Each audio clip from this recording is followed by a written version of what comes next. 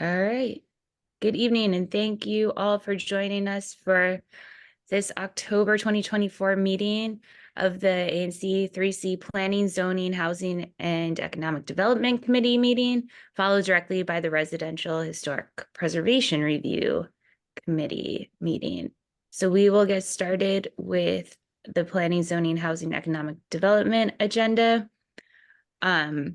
We're starting out with BZA case number 21125, special exemptions relief to replace an existing one-story, one-car garage with a new two-story, two-car garage and widen the existing driveway and install a retaining wall. We had already approved a couple of the special exemptions for this case already a few months ago, and there's just a few more needed. Wish Marty, are you presenting? Should I make you co-host or somebody else? I think I see Jeremy here, and so he could probably present. I can share the plans, Jeremy, if you can't, but Let me know which one of you I should make well, co-host. I can explain. I was just going to talk about it for 30 Okay, seconds, and then cool. but if Jeremy can share the plans, then he could do that. So you want me to share the plans and you'll do your description? Because Yeah, I can describe it. It's two more areas of relief. One is one that frankly I just missed. It's driveway width. Your driveway width is limited to no more than 10 feet if it's within 20 feet of the street or in the area that's within 20 feet of the street. And the property line's pretty close to the house on this one, as you can see. And the driveway is being widened a little bit there. So because that's within 20 feet of the house and it's more than 10 feet, we need relief for the width of the driveway at that point there. But it's obviously, it's a really long property. This is the only curb cut. I think the provision was meant to avoid having wide driveways and curb cuts in residential areas, but the curb cut's not getting any bigger. It's just the driveway that's inside. And then there's a retaining wall because the elevation we're over the 42 inches. There's a 42-inch limit on retaining walls. The retaining wall law that came up 10 or 12 years ago to prevent people from building giant backyards up against Rock Creek Park. And this is just, Jeremy, do you remember the height of the retaining wall? The limit's 42 inches and here, I'll have it in 1 second. 5'7". And it's just a little bit over that. Well, we're looking at 5'7". 5'7". Okay, so it's 4'2" is the limit, and we're asking for 5'7" on that retaining wall, and that's all in the interior of the property, closer to the house. And the reason for that is we're pushing the driveway down into the grade because as we went through historic review, they had us sort of settle our building farther down into the hill so it wouldn't be so tall in relation to the existing house. So it wasn't really, the driveway didn't really change from what we showed before. I just hadn't included the relief. The retaining wall is a little changed because the landscape designer did detailed work on that. So that came up. Okay, great. Do you have anything else you wanted to add, or should we move on to discussion from commissioners and committee members? You had asked before if we had spoken with the neighbors, and we had already spoken to the Hungarian embassy, which is to the south side, and they didn't have any objection. And we finally did. The Chinese embassy owns the land on this side, like in the drawing I'm showing with these trees in the background. Those are the Chinese embassy property. We did provide them a set of plans and show them as well. They asked, did we need a letter from them? I said, I don't think we need one because just for them, it has to come from Beijing. But they gave the verbal that they were okay with it. I have been in contact with them and shared the plans with them, so they approved. Okay, great, thank you. Mm-hmm. Any questions from committee members or commissioners? No questions from me. Okay. Anyone from the community wish to speak on this? I'm assuming both the Chinese and Hungarian embassy staff are not joining us for our committee meeting this evening. All right. Well, great. I'll talk to Rorik, whose SMD this is in, and likely put it on to the consent calendar since I'm not hearing any objections from any other commissioners. I don't believe Rorik had any last time either. So we'll let you know where we land on that. And yeah, thank you again for joining us and presenting. Thank you. Appreciate You're it. Have a welcome. good. All right. Good With night. that, we will move on to all other business for planning, zoning, housing, and economic development.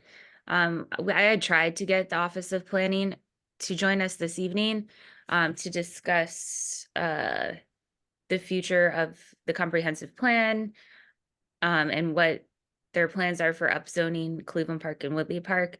They were unable to find someone to join us this month for that discussion, but are aiming to join us next month in November for that. So that's my update on that bit. Anyone else, committee or commissioners, members?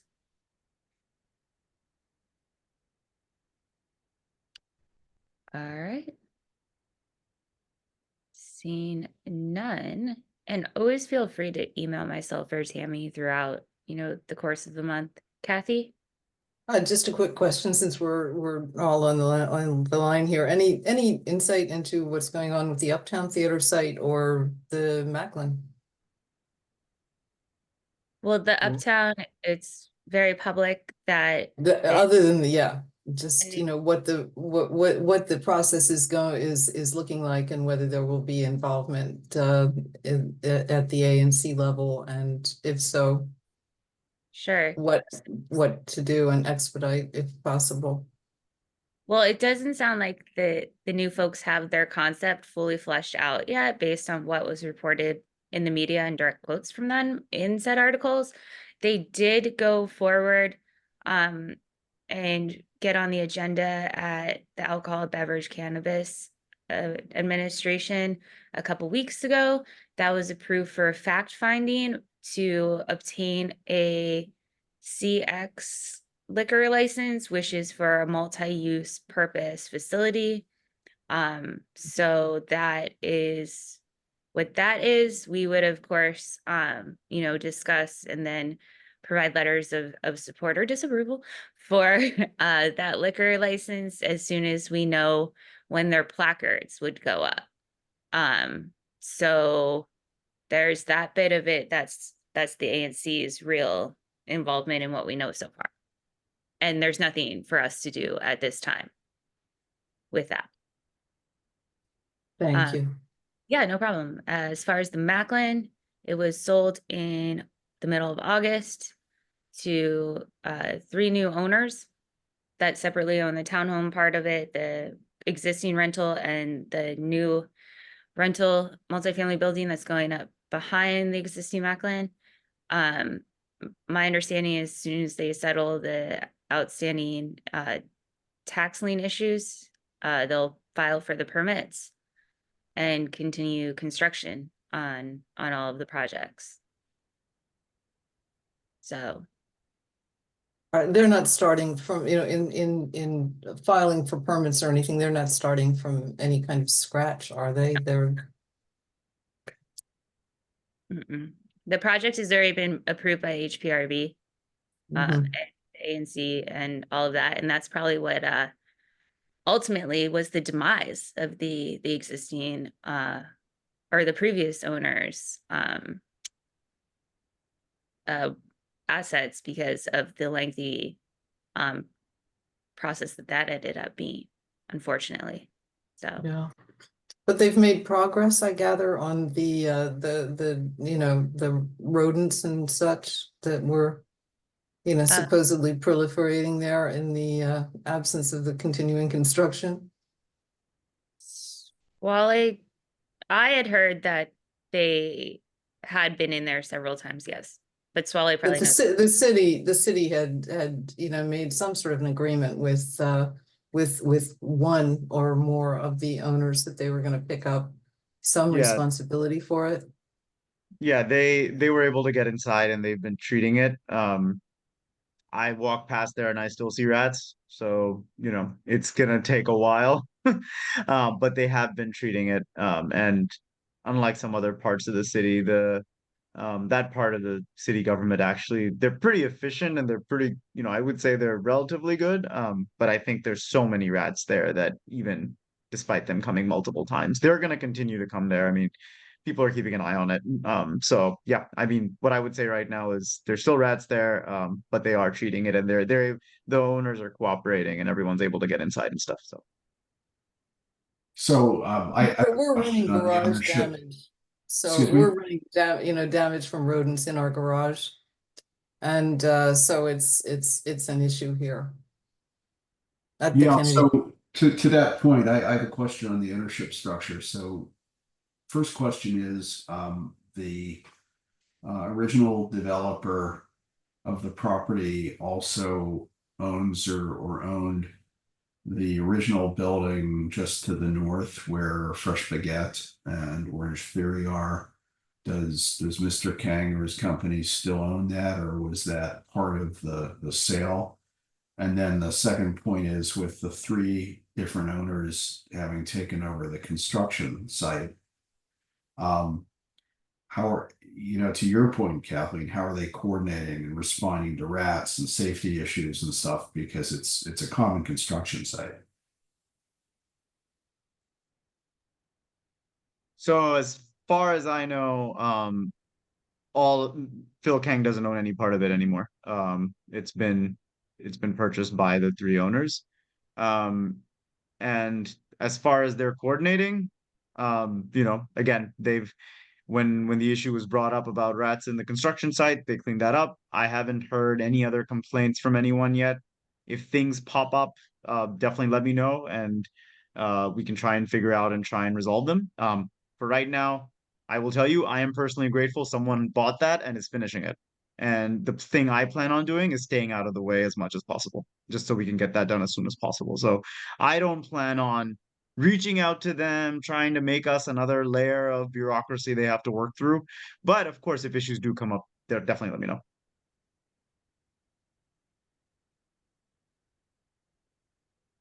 Yeah, and as part of the building permit process, all of the site safety plans and construction coordinating plans, the set downs and all of that need to be filed with the Department of Buildings, which we are not them. So that would be, if there's issue, you'll see what the permit says as soon as they post it on the site. So you can call the phone number on that. But like Swale said, and I second that, is I don't want to be another layer of bureaucracy. No, but the community needs to know, are they dealing, Sure, you and know, that's why they with post three permit. different owners to resolve safety and rat problems and potentially, you know, a fourth owner, because, you know, at least two of the commercial businesses front onto the site. So, you know, it's going to require coordination as issues come up without being a layer. I mean, again, like I said, Rick, if something comes up, definitely let me know. Yeah, and that's why they post the permits publicly with the contact information of the site superintendents for each of the various permits on the project that you can see from the sidewalk. So it's as public as it can be. All right, anything else before we move on to residential? Seeing none, the chairs of residential, over to you. Great, thank you. This is the beginning of the ANC3C Residential Historic Preservation Review Committee meeting. No decisions are made at this meeting. This is purely a meeting for presenting plans and having a discussion. I'm co-chair of this committee, and Commissioner Rick Nash is also co-chair of the committee. I believe our first agenda item is neither in mine or Commissioner Nash's SMD. But Commissioner Packets, did you want to? I know it's not in your SMD either. Did you want to introduce it, or are you okay if I introduce it? I'm fine with you introducing it. It is in a Okay, strange spot, and it's actually Hayden's SMD. So perfect. Okay. Well, the first thing we have is a historic landmark designation. And my apologies if I mispronounce. Sofia Reyes de Veyra Residence, 2610 Cathedral Avenue Northwest, case 2410. I see Mr. Bird is here. Mr. Bird, are you going to be the one sharing screen? Yeah, can I give a quick presentation for you guys? Absolutely. Commissioner Pagas will make you co-host. What I encourage you to do is keep your present. So you've sent us the materials. We've seen the materials. So what I encourage you to do is keep the presentation limited to 5 minutes if possible. Oh, yeah. Even shorter than that, we have another application after this, and I know folks are waiting. So yeah, so please, just the most important points. But you are welcome to start your presentation. And please go ahead. Great. Can you guys see the title slide and it's showing up large on your screens? Yeah. Yes, Full we can. screen. Okay, awesome. My name is Zachary Burt. I'm the Community Outreach and Grants Manager at the DC Preservation League. It's good to see some of you again. I was here, I think, a couple years ago when we had the Uptown nomination, which I'm happy to say is now on the National Register, and looks like there's some development with that going on, so that's exciting. But anyway, tonight I'm talking about the Sofia Reyes de Veyra residence over on Cathedral Avenue. Just to give some important background briefly, this is related to a historic context study on the women's suffrage movement in Washington, D.C. from 1848 to 1973. This was funded by a National Park Service grant focused on underrepresented communities in Washington. And oftentimes when there are these studies and also multiple property documents, historic landmark nominations come out of that so that they can eventually be listed in the National Register to diversify the National Register. So prior to the De Veyra residence, we did an update to the Benjamin Ogle Taylor House down at Lafayette Square, which was the headquarters of the National Women's Party, the Phyllis Wheatley YWCA over on Rhode Island Avenue. And then these new nominations are focused on De Veyra, which I'll talk about in a minute, but also the Polly Shackleton residence. Polly Shackleton was elected to the first DC Council in 1974, so she was a trailblazer in female politics here in the district, and your colleagues over in ANC3C voted to endorse that nomination last week. And both nominations are headed to HPRB later this month. So the house that we are talking about tonight was constructed in 1909. It was designed by Albert H. Beers in the colonial revival style. Obviously the house has already been recognized for its architecture. It's in the Woodley Park Historic District.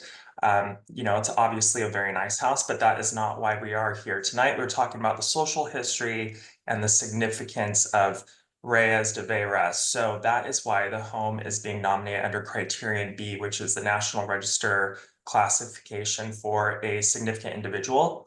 She lived at the home for a very brief time in 1917 to 1919. However, the other home she lived in while she was in Washington has since been demolished over on Connecticut Avenue.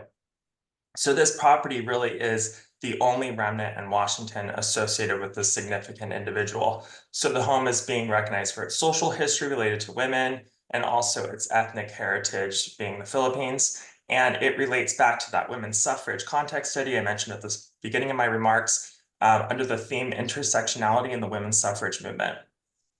Briefly, she was born in 1876 in the Philippines, and then she married Jaime Carlos de Veyra in 1907. During her time in the Philippines, she founded the Society for Advancement of Women and organized the National Federation of Women's Clubs of the Philippines. And then her husband was appointed the resident commissioner. Some of you might be familiar, that term, which we don't hear often, is basically a delegate to Congress. I believe Puerto Rico's delegate is still called the resident commissioner. So her husband was appointed commissioner, and so he came to Washington to represent the Philippines in Congress, because at the time, of course, the Philippines was part of the United States following the Spanish-American War. And so she and her husband and their 4 children moved to this house on Cathedral Avenue. And there is this really excellent picture of them sitting out there on the front lawn. If you walked along the south side of Cathedral Avenue, you probably recognize this streetscape with the Doric columns there and the balustrade on the front porch. And so during her time in DC, she was very much a hostess and an advocate for the Philippines while she was here. In 1917, she represented, along with her husband, the Filipino women at the National American Women's Suffrage Association Convention. And then in 1923, when he completed his service, she returned to the Philippines. But really, that is when her career was just getting going, because she then went back to advocate for the right to vote for women in the Philippines. Of course, women in the US had recently been granted the right through the 19th Amendment, voting for the first time in the 1920 election, but that did not apply to Filipino women. So when she went back to the Philippines, she continued to advocate for that, and then finally was successful by 1937, and she passed away in 1953. Here is a photo of her that was in an article in the Washington Post in 1918 about the hostess from the Philippines. And then there's this really excellent picture that's in the nomination of her at the White House with other representatives from the Philippines. And it's kind of an interesting picture, but she's the one that's standing there staring down, I guess, or rather First Lady Florence Harding looks like she's staring down her. But it's kind of an interesting picture, but it also shows that she was very much in these elite circles and very involved in all sorts of activities while she was here in Washington. So that completes my remarks related to the nomination, but I'm happy to answer any questions. Thank you, Mr. Burt. I will first ask committee members if they have any questions. And I know we've shifted to Residential Historic Preservation Review Committee, but the first committee, I'll give you all some precedence to if you all wanted to start with any questions.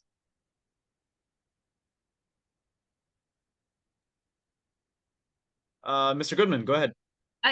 I'll go as a Oh, committee sorry. and just I didn't see your hand. After you, Janelle. ever so slightly.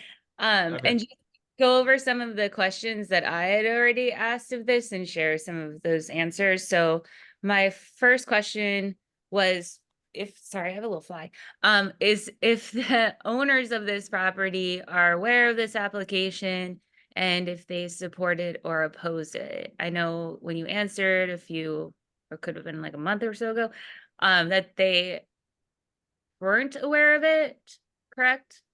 Is that still the case? I don't think I wrote that. I said that my understanding is that he's aware of it because I've been in contact with his renter, and she said he was aware of it, and then I just haven't heard directly from him. And then back when I emailed you, I had called him again and left him a voicemail. Have you guys heard from him? Okay.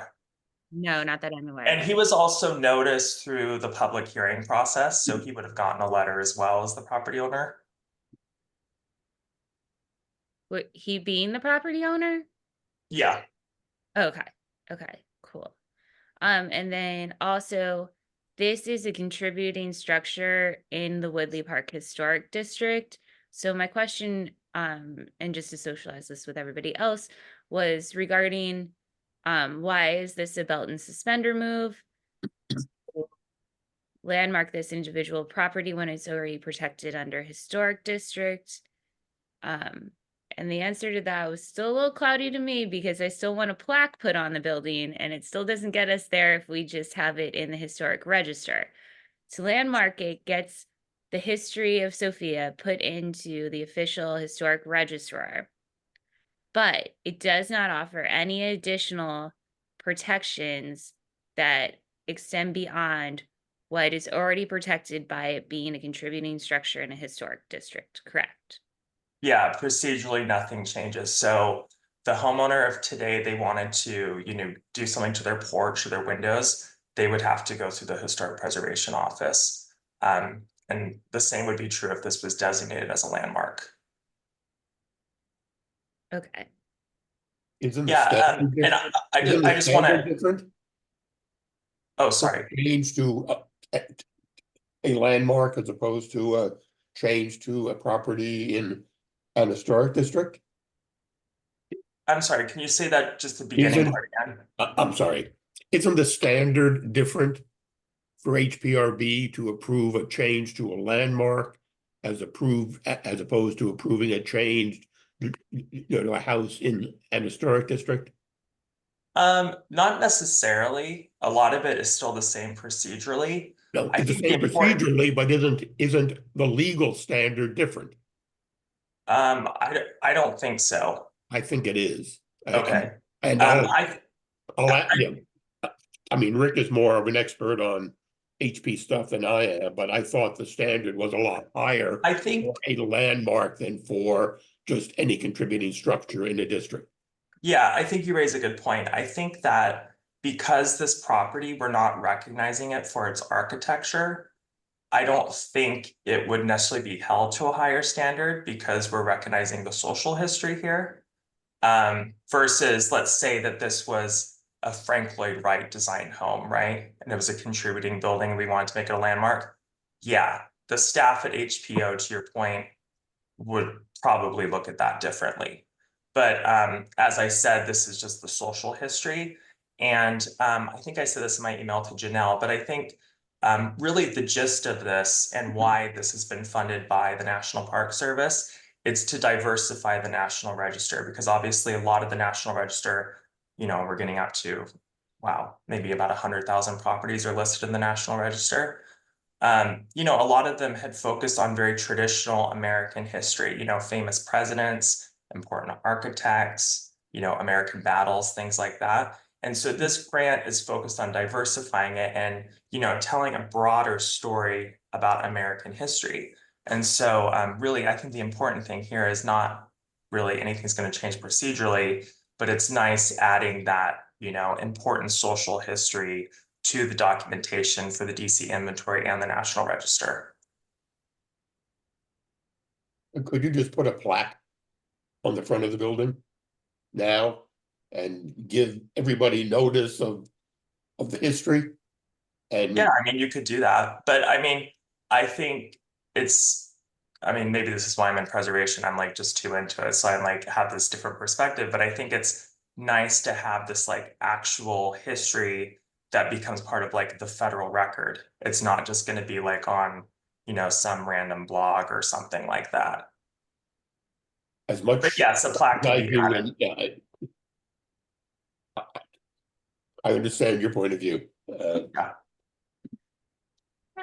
I mean, I think there's probably a modicum of additional protection here in making it a landmark, but the practical reality is if the property owner, for example, wanted to put an addition on the back that is not visible from the street, I think the analysis that HPRB would undertake is the same as a contributing structure. I mean, I agree with Mr. Bird. I mean, the real value here is the public policy objective of diversifying the National Register, which is it's a significant recognition, and there is value in that.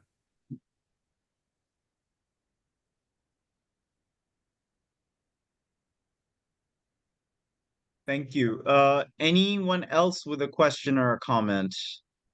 So I have a comment. One of my questions was already asked by Janelle.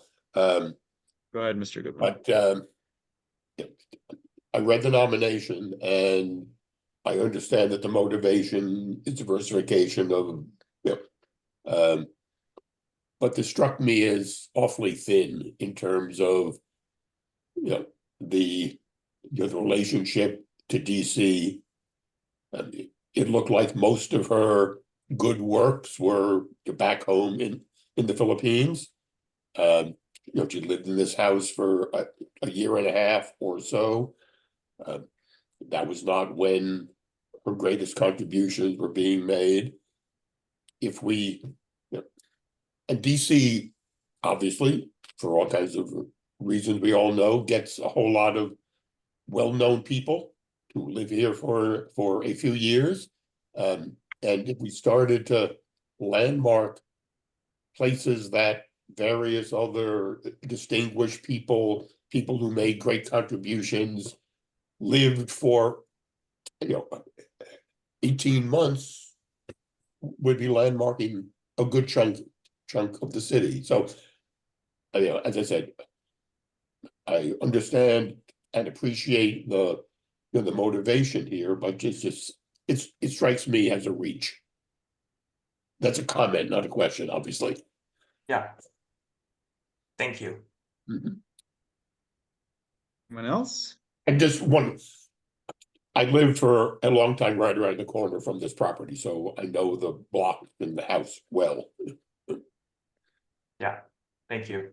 And the offer still stands for the ANC to help support paying for a plaque outside the house, because I think that gives more of the general public an Mhm. opportunity to hear her amazing story and the work and the history, because the general public does not tool around the historic landmark database site. I mean, maybe some of them do, but most do not. So especially with the traffic that we have walking to the zoo around that area, it seems way more valuable than having it, in the encyclopedia that is the internet these days.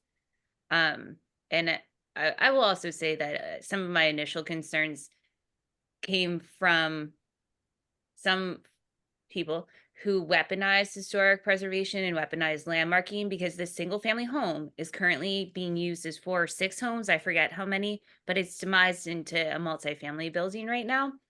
And sometimes my worry comes from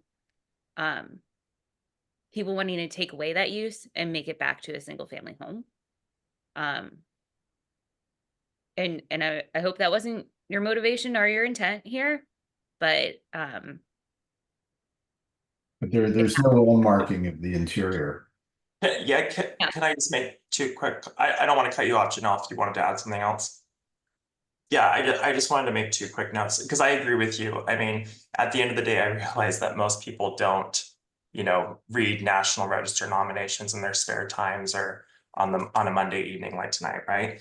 But what we do at DCPL is we try to make a lot of that information publicly accessible. And that's why we have our very successful cellular phone app and website, DC Historic Sites, where every single National Register landmarked property in this whole city, is given its own web page, so the information is distilled to the public. And people are constantly reaching out to me about that website, having questions, and they have their own spin on it and would like updates and things like that. But it's well read. So I hear your point, but I do think that once something is listed, it opens the door to there being more you can do with that history and making it publicly accessible. As far as the nomination goes, that was obviously not our intention. I think that I wrote that to you in an email. This is focused strictly on the exterior of the property. There's only about 20 landmarks in the whole entire city of hundreds that have interior designations. And as far as, the residential use piece, that would be a zoning issue. All the time in preservation, we have derelict properties in the National Register that are converted to housing. I mean, that's like a bread and butter thing. That's what preservation does on a daily basis, is creating housing and new commercial space out of historic buildings. So that is definitely not the intention here with this nomination. I think it'd be great if it could continue to operate the way it already has been operating for the past number of years.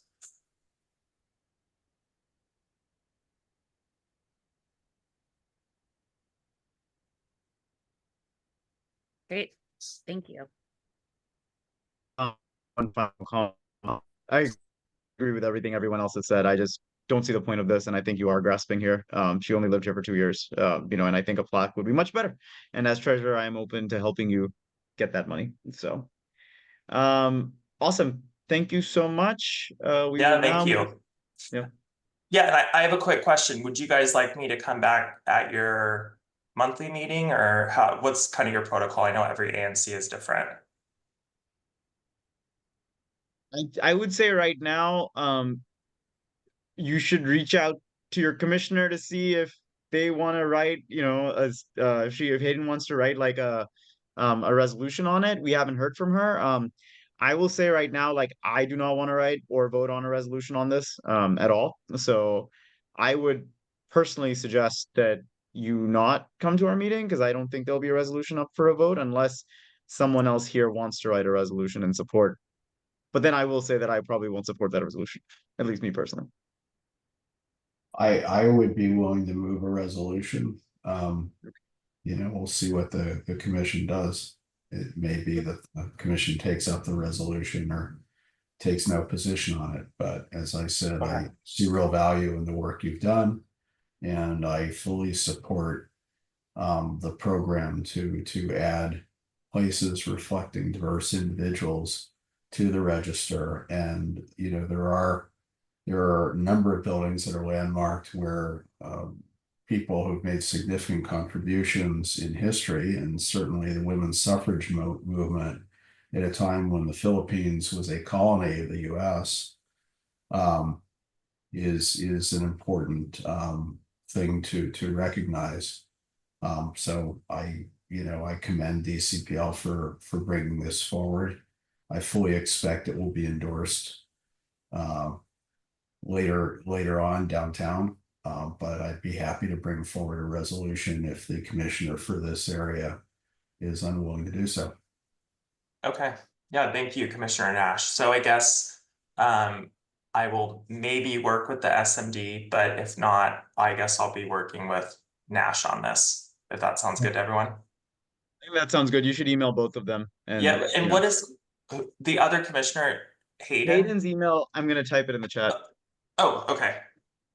And Hayden's their first name or last name? That's her first name. Last Okay. name, I actually do not know how to pronounce her last name. Geis? Okay. Geese? Guys, GISA. Oh, this is all I need anyway. So I got your chat notification. So that's perfect. Okay, cool. Well, thank you so much. Any other questions for me? I always enjoy reading these applications, by the way. I learned so much. Like, I do too. that you do on them. So thank you.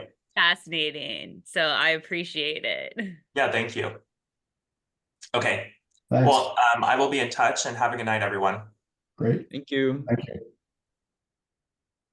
All right, wonderful. We're next moving to a section for permit applications, conceptual reviews. This is HPA application 24481, 3429 34th Street Northwest, which is a concept 2-story addition. This is in my SMD. I believe, Emma, you are here. Are you going to be sharing screen? Yes. Okay, wonderful. Commissioner Pagets, could you make Emma the host? I think And- that homeowner Tara Vandermark may want to say just a few quick words. I would love that if Tara would say a few words. So that would be fantastic. This is what we love here. So please go ahead, Tara. Awesome. Well, thank you so much. I just wanted to just give you a little context. So Matt Simpson, my husband, had to leave and give bath time to our kids. So it's just me, but just for context, we moved into the Cleveland Park neighborhood 4 years ago, and we bought this house, and our kids swim at the Cleveland Park Club. Our dogs, Edgar is here.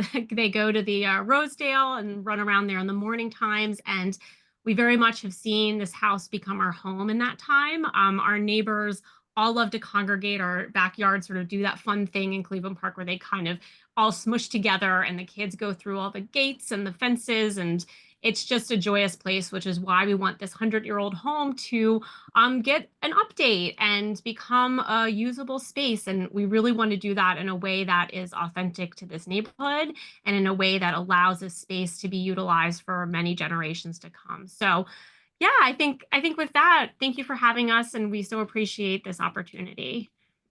I know, and thank you for saying those words. I mean, we always say that we're an advisory neighborhood commission. We're all about the neighborhood. So we really want to make sure that the neighborhood's feelings come into this in addition to historic preservation. So thank you so much. And for those that might not know, Matt and Tara are also incredible road safety advocates on 34th. And so as soon as 34th gets a road diet, we'll all have a lot of thanks to give both of them. So thank you both for being so involved. All right, wonderful. Emma, will you be presenting then? Yes. Perfect.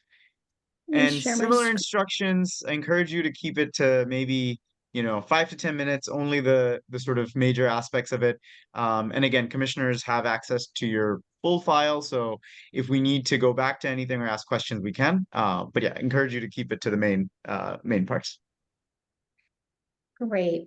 This is Emma Tatum and Ann Decker. And we just we'll, like you said, to try to keep the show, we're kind of breeze through this really quickly. So the house is located on 34th Street, and these are views as viewed from the street.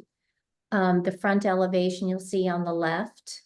And in terms of work, proposed work here, we are proposing to replace all of the existing budget contingent. on the main body of the house and replace it in kind to historic a light division and all of that.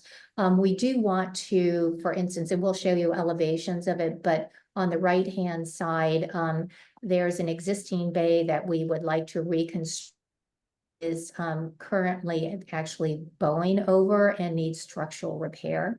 We'd also like to replace those windows with windows more in keeping with the historic house in terms of light division. These were replaced at some point. And you can see the rear of the house. We will be adding a 2-story addition off the rear. And our hope here is, while we're at it, how can we soften the view of the rear? It's very tower-like. You can see this 3-story, it's actually 3.5-story tower element. And so our addition off the back is designed to break down the scale so it's more human scale. And then these are views of the right-hand side of the house. Again, windows have been replaced at some point, and we'd like to take it back to a light division that's more in keeping with the house. And here, off the rear of the house, you can see where our addition is actually defers to the main body of the house. So it steps in on either side, you know, 6 inches on one side, about plus or minus 2 to 3 inches on the other. But the idea is to really extrude off the rear so it's not viewed from the public right away.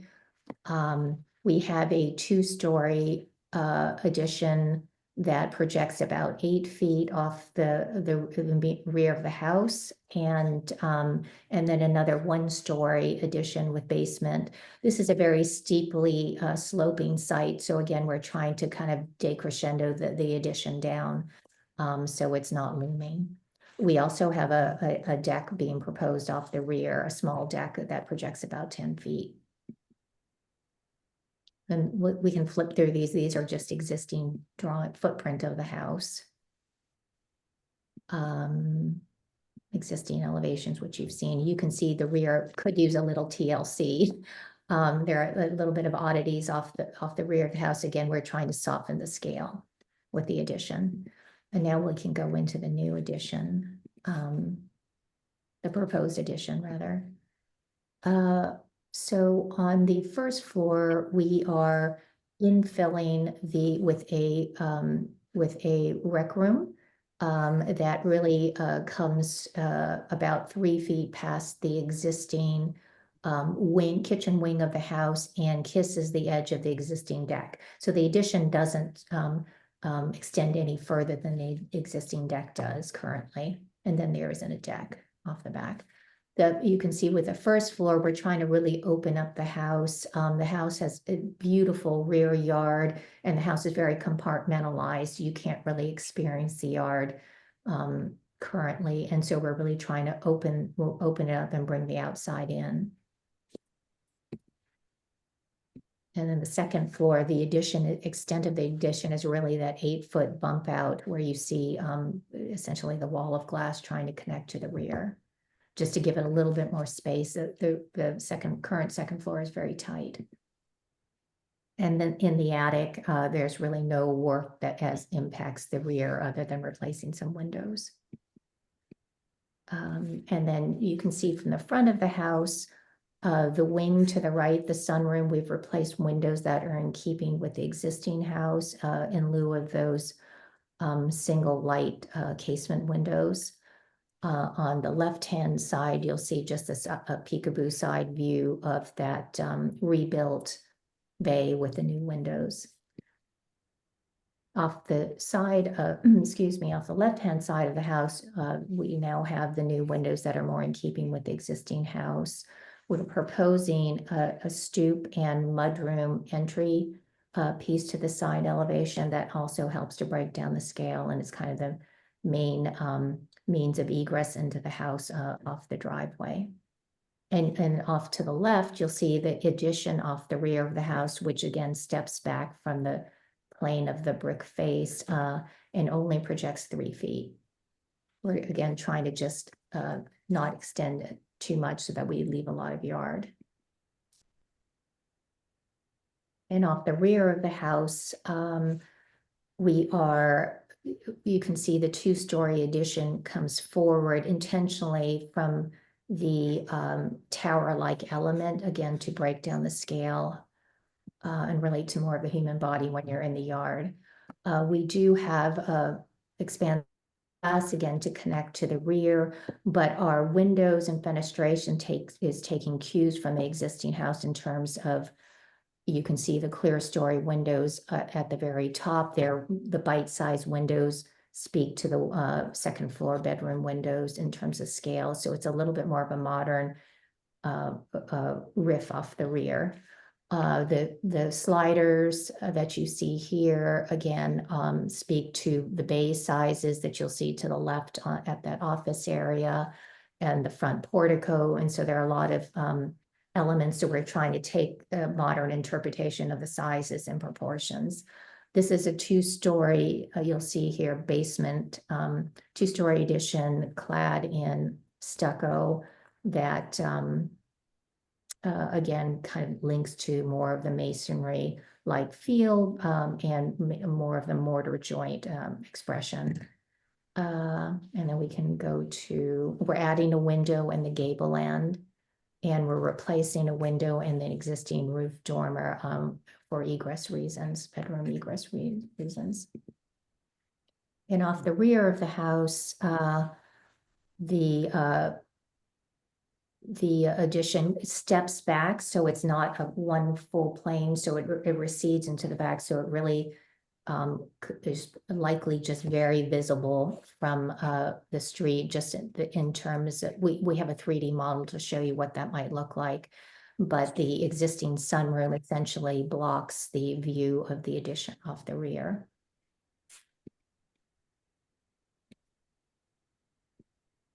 And then we'll go to the models. Yeah, and then again, this is a little more self-explanatory here, and we can scroll through the other sides. You can see on the right-hand side the addition, and this is held closer to the street as you're first, excuse me, to the house. As you step away to the street level, that's probably just barely visible. And then as viewed from the left-hand side, again, very visible. This is standing in the yard, so you're seeing more than you would from the street. And the side, new side mudroom door and stoop and replaced windows. And then off the rear, again, we're breaking down the scale so that the house, the addition doesn't loom. And again, connecting to the yard, it's just a gorgeous yard. And then a view from the side, which really isn't visible as it's blocked from the sunroom addition. It exists, excuse me, existing sunroom. And that's That's it. Thank you. That was great. As always, I would like to ask committee members if they have any questions. I just have one question. This is quite clear, and thanks for the presentation. In the photograph of the model we're looking at here, is that a side door that's outlined? It's just unclear on the illustration. Oh, that actually is kind of a jib-like door in the side of the stucco. That's going to actually become a future, more basketball playing area. It's a very odd shaped site, and that really isn't visible at all. It's for outdoor bike storage. Yeah. In the Mhm. plans. Okay, thanks.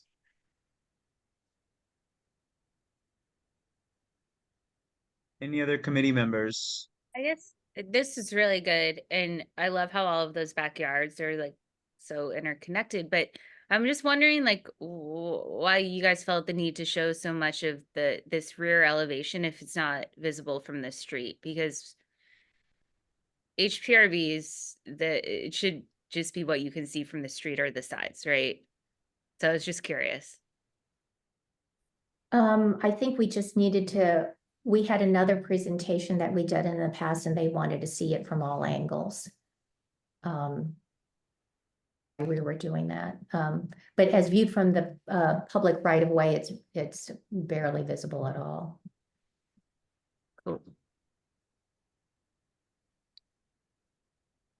Yes, and I also want to mention that I appreciate your views from the street, because when people come with the hero shots from above and it looks too dense by and to all of the things, we tend to run into some issues with those visualizations. So I encourage the views like this. I really appreciate it.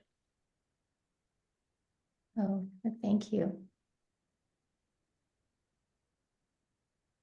Okay, Do you have any questions? if no other committee members have questions, I have one quick clarification. Is there a window replacement visible from the front of the street, or all the and which one is that? Yes, we'd like to replace all of the windows with windows that are exactly the same historic proportion. The windows just don't really operate very well at all.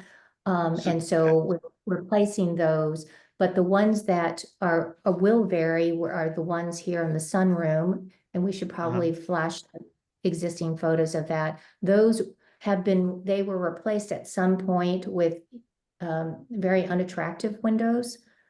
And we will show you those here. Oh, I see. So you're just going to make them more consistent. Okay. We're making them a lot more consistent. Right. We're Okay. essentially filling in where those windows were. I think at one point, what we're proposing may have existed. And we just want to bring the house. It's just too much of a disconnect right now. And you can see off the bay off here, if we can zero in how unattractive those are. Yes. No, that's good. Yeah, the only reason I asked that was because, again, and this is going to what Commissioner Paget said, like, we only, the most thing we care about is the front. And in your application, you had said that there might be something visible from the front, and I think it was only the windows. So I just want to make sure that, I think this is perfectly fine. And I think it's the right thing to do for these windows.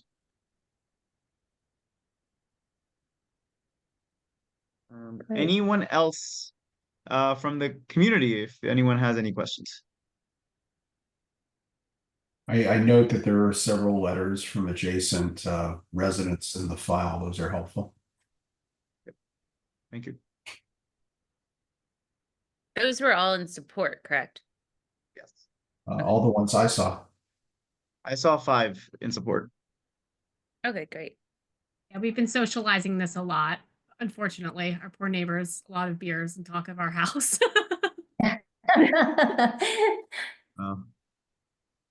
It's good. I mean, with all of us have seen plenty of applications where one neighbor shows up and is, tries to derail stuff. So I'm telling you, the hard work is paying off, even though all this seems really easy. But that hard work is important. All right, wonderful. Well, if there's no other questions, thank you all so much. As next steps, I will be reaching out to you all on what the next steps are with the ANC. So watch out for my email. We will be considering this at our main meeting. I'll include instructions from there on what'll happen. And yeah, other than that, just watch out for my email. If there's anything else, thank you so much for the presentation. Tara, thank you for also your words. Again, we really appreciate those. It brings life to just the buildings we're looking at. Thank you all for having us. So much. Thank you. Appreciate it. Bye-bye. Thank you. Bye-bye. Bye. All right, Commissioner Nash, any other thing to discuss, or should we adjourn? I don't have anything else on the agenda. Thank you. Well, the next application, or the application we had to move to the next meeting. Yeah. I think so. I had heard from both Todd Jones and then from the property owner, and the owner said that it's her hope, her intention that it will move to the next HPRB meeting. They had revised plans in response to comments both from HPO and the ARC, and I think they just revised them at the last, as these things often go, at the last possible minute. These things take time, not because of any delay, but as a result, they were going to push it to the next meeting. So I expect they'll present to us at our November committee meeting. Okay, great. Thank you. Anything else? All right. Well, thank you all so much. Appreciate all the work. Talk to everyone later. Bye-bye. Okay, thanks.